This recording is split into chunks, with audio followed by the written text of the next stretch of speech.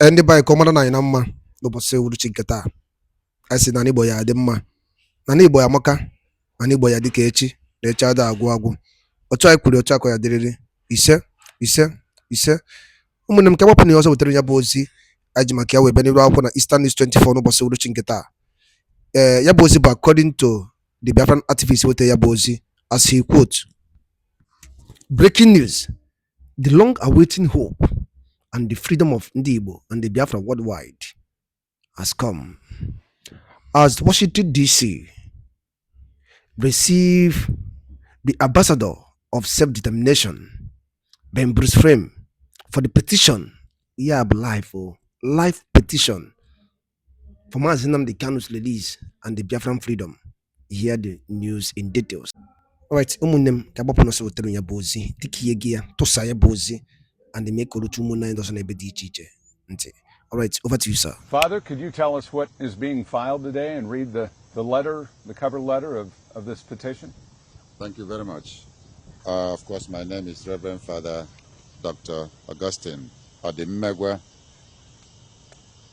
We're here today to submit to the office of the President this Magnitsky Act that we are holding a couple of our judges and attorney generals responsible for the continued incarceration of Nnamdi Kanu in solitary confinement without trial, without due trial. The White House.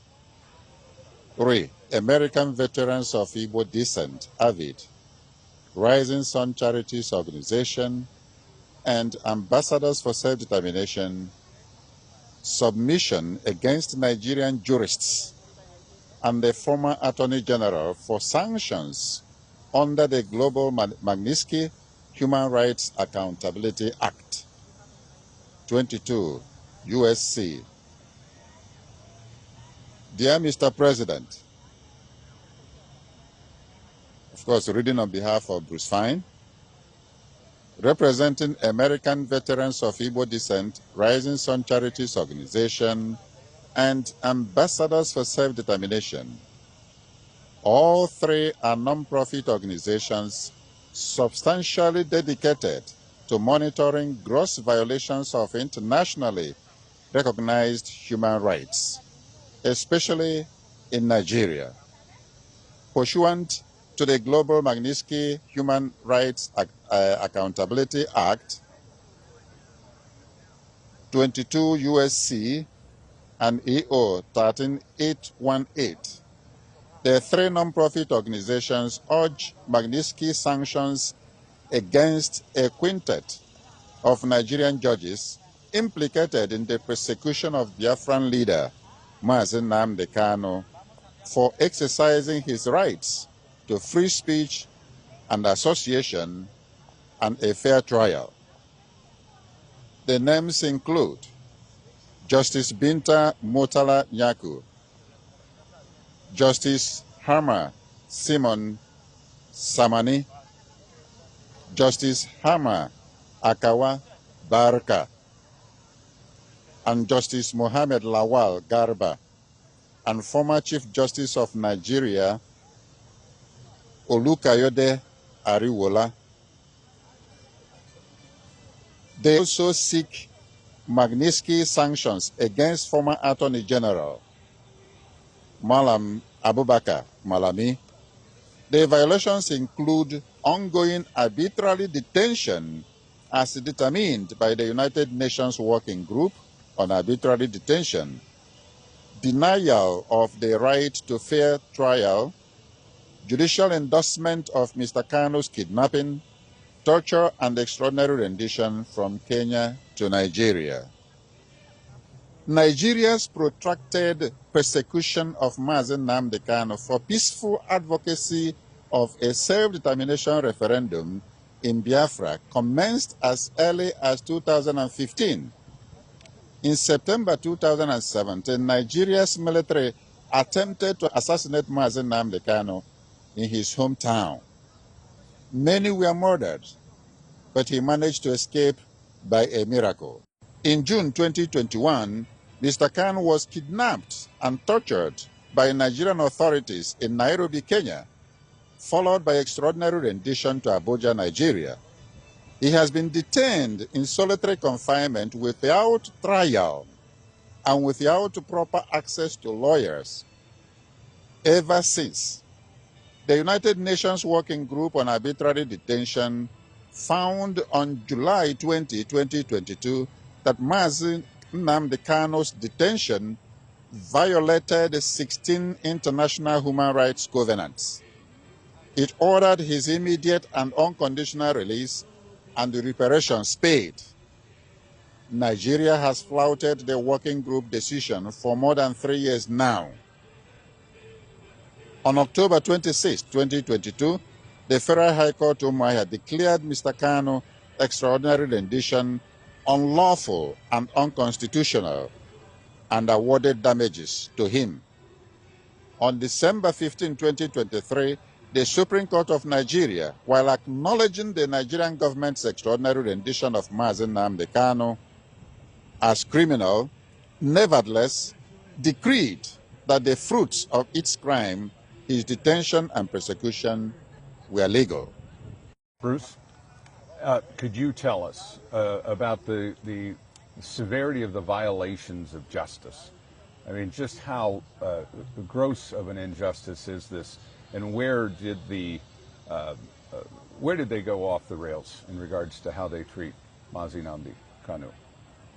Well, a few pages of history often speaks volumes of logic here. The persecution really began even before the more recent kidnapping and torture in 2021. As far back as September in 2017, there's attempted assassination through the military to kill Nnamdi and his family and friends. Nnamdi escaped by a miracle. His friends, many of them were killed. And all of this is in violation of the international human right to seek self-determination. Indeed, that right was announced almost 250 years ago in our American Declaration of Independence. The right to government by the consent of the governed. A right that every group enjoys around the world. It wasn't limited to the United States. And the fact is that the Biafrans never joined Nigeria. They were forced at the point of machine guns by the British in 1914 to amalgamate with other portions of Nigeria. But there wasn't any vote, and so there's no need to secede from an organization you never joined. And Nnamdi Kanu has been persecuted mercilessly by the Nigerian government for seeking to defend this right. Now, if we want to compare the persecution with others, Nelson Mandela is a nice benchmark. If you read his memoirs, on Robben Island when he was detained, he lived in a paradise compared to Mazi Nnamdi Kanu. He wasn't in solitary confinement. He actually taught and learned from universities with other inmates there. They had games. There wasn't anything like solitary confinement. He had access to lawyers. Mazi Nnamdi Kanu does not. He doesn't even have access to me. I've been 6 times. They say, no, Mr. Fein, you can't visit with him. Even the persons who visit with him, they can't take in any pencils, no papers. Everything is recorded. Everything is videoed. There's no privacy whatsoever. So again, if we want to take a comparison with Nelson Mandela, who ended up being not only a Nobel Peace Prize winner, but an international hero, he suffered far more grotesquely. And it's continuing to this very day after 4 years. Now, I'd like to amplify for our audience here as well, the Global Magnitsky Human Rights Accountability Act empowers the President to identify foreigners who are guilty of gross violations of human rights, freeze their assets, and ban them from ever traveling to the United States. And that's what we're asking happen in this particular case with regard to the 6 individuals that we identified in our petition. Now, one of the other elements that comes from the Global Magnitsky listing is it's a stigma. It puts you in the same category as notorious, horrible human rights violators, Adolf Hitler, Joseph Stalin, Kim Il-sung in North Korea, anyway, all the ones that you remember by reading in the newspapers. And we would hope that the Nigerians would wake up. This is simply the opening shot, if you will, of trying to obtain justice for Nnamdi Kanu. If others do not shape up and help and insist on his release, they will be on the list that we present to President Trump as well. And that ought to be a message that goes out to everyone in Nigeria who's been involved in this complete travesty of justice against Mazi Nnamdi Kanu. You will be our next petition if within the next short while Nnamdi Kanu is not free as he deserves to be under international law. Bruce, can you expound on the teeth that are in the Magnitsky Act and just how deep can they go to both the individual and the country? Well, the individuals can be banned from ever visiting the United States. They can't do business here. If they have any assets, they will be frozen. But the United States also can, under Magnitsky and related laws, impose embargoes. They can cut off, they can impose tariffs. We know Mr. Trump might slap 500% tariff on Nigeria in order to encourage them to release Mazi Nnamdi Kanu. They're almost a limitless array of sanctions, if you will. They could send, they could cut off all military supplies, which right now Nigeria is quite dependent upon the United States for a military supply. They should prevent them from getting access to World Bank loans or IMF loans. So there's a huge arsenal that the President of the United States wields to pressure Nigeria to doing the right thing. We don't want to go that way. Mr. Trump doesn't want to take the Nigerian people, who oftentimes suffer with the sanctions, down with the leaders. But after all, the leaders and the acquiescence of the people, especially the Fulani, are responsible for the plight of Mazi Nnamdi Kanu, and they need to take risks themselves in order to do the right thing. And say, well, I don't want to take a risk. The government will retaliate. Well, Mazi Nnamdi Kanu took a risk far greater than anybody's asking you to take. It's time to be accountable for your own country and your own compliance with international law and push back against the government of Nigeria that, again, has acted in dastardly criminal fashion for at least 40 years. And I want to underscore what the government did is a crime. Think of this obtuseness. Nnamdi Kanu is being prosecuted by the criminal organization that captured and prosecuted him. It's the government should be prosecuted by Nnamdi Kanu, not the other way around. And when that happens, we know that justice will have prevailed. Does the president have the power to actually punish countries doing business with Nigeria? I mean, how far do those teeth go?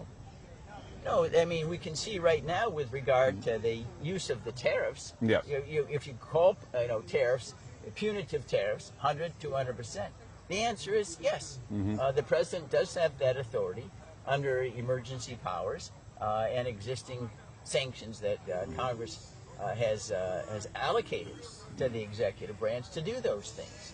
But I don't believe in this particular situation, Mark, there really is much space between the president and Congress. Congress also of the United States is very, very critical of Nigeria. The chairman of the House Foreign Relations Committee, Chris Smith, has been a bitter critic of Nigeria for long years. And Congress could do something like expel Nigeria from the United Nations. That was done in a similar way with suspension. During the period of apartheid in South Africa, the United Nations suspended South Africa until it abandoned apartheid after Nelson Mandela was released. It was suspended for over 2 decades. That sanction is looking Nigeria in the face right now. That you continue to defy international human rights. You're not worthy of sitting in the United Nations anymore. And think of this kind of oddity. It was the United Nations working group that said Nnamdi is being held in violation of 16 international human rights covenants and orders his immediate and unconditional release. It is an arm of the United Nations. So how can Nigeria be part of an organization which is flouting at the same time? It just doesn't compute. And again, we hope that Nigerians will get control of themselves. There's a way in which you can use peaceful avenues of redress, separation. It doesn't need to be violent. It's happened in Czechoslovakia divided. It happened in Sudan divided. It's been done before. They need to get the negotiating table with Mazi Nnamdi Kanu so that everybody can be a winner. If it's not, we risk everybody being a loser. As an attorney, one last thing. Bruce, if you could expound on the difference of how they captured Mazi Nnamdi Kanu. Was it more of an arrest or a kidnapping? No, this was a kidnapping out and out. He's driving to the airport, Nairobi. They kidnap him, take him to secret premises, torture him for 8 days, then stick him in a private plane to go back to Abuja. That is kidnapping by any other name. Moreover, the Nigerian courts themselves have acknowledged the kidnapping but said, well, it doesn't really matter. You can prosecute the fruits of your kidnapping, which runs contrary to all law. That is, a fundamental rule from the beginning of time is you shouldn't let crime pay. Well, what's happened here is the Nigerian courts has told the government, you can make crime pay. You can engage in crime to capture somebody and then keep them and prosecute them and put them in prison. That really turns justice upside down. Yeah. What is the maximum that is allowed for solitary confinement? And then we can talk about what's happening here. Well, it's very limited. Solitary confinement in case of emergent circumstances might be necessary when you have an uprising and you need to isolate someone temporarily to quell some kind of rebellion or insurrection. But beyond that, solitary confinement is absolutely prohibited. In the United States, it's generally prohibited with regard to our own prisoners. Why would you need solitary confinement? And then there was a risk that he's going to foment rebellion with other inmates, but there's none of that here whatsoever. And moreover, there was never 1 second where Nnamdi Kanu was outside of solitary confinement. That is, there was never any evidence that putting him in inmates that were in regular operation of a prison system would create any problem whatsoever. They stuck him in there for a simple reason. They wanted to make sure his influence, his valor did not rub off on anybody else. That's all it was. And it's clearly another reason why he's being detained in violation of international human rights covenants. And again, I want to go back to Nelson Mandela because he's kind of the benchmark for what was supposed to be a horrible, horrible treatment. He lived in paradise compared to Nnamdi Kanu.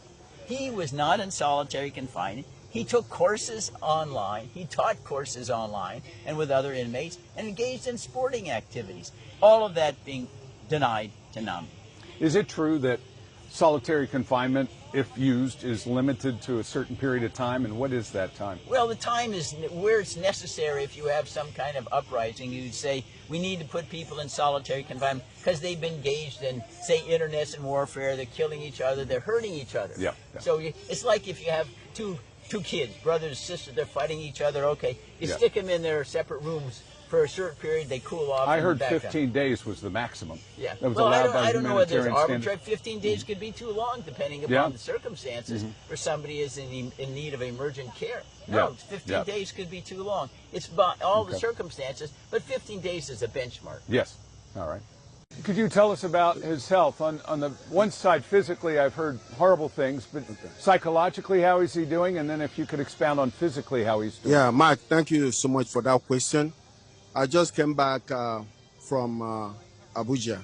I was there visiting him on almost 3 times a week on daily basis. His health is failing, and he needs immediate medical attention. But I want to say this to my brothers and sisters over there. Nnamdi Kanu is not your problem. If anything, he's the solution. So the people that think that they are benefiting from keeping him and try to kill him, basically that's what it is, just like Father just said and Bruce said. You can't keep somebody for that long. It's just God that is holding on to his health. They need to give him the best medical attention, fly him out to maybe United States to be checked out and make sure that he's alive. That is something they need to do. Nobody should be begging them for that. They have not achieved anything by keeping him there. If anything, things have deteriorated in the southeast region. Things were not so 4 years ago. For the hatred of the late president had on the Igbos should not be extended. The elites of the Fulanis need to come together and know that this thing that they're having against the Igbos need to stop. My name is Dr. Uzro Eric Chukwu, member of AVID, American Veteran of Igbo Descent.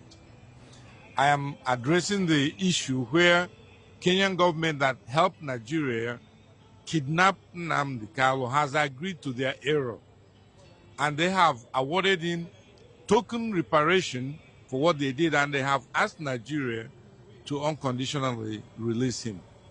So if Kenya, that helped them, now understand that they made a mistake, Nigeria has no footing to continue to keep Nnamdi Kanu under detention and inhuman torture and punishment. This document contains the details of all the atrocities committed by these judges. Ndị be anyị ngwadarụ niile nụ dịka unu si wee gee ya bụ ife anyị ji maka ya wee bịa n'elu akwụkwọ n'ụbọchị uhuruchi nke taa.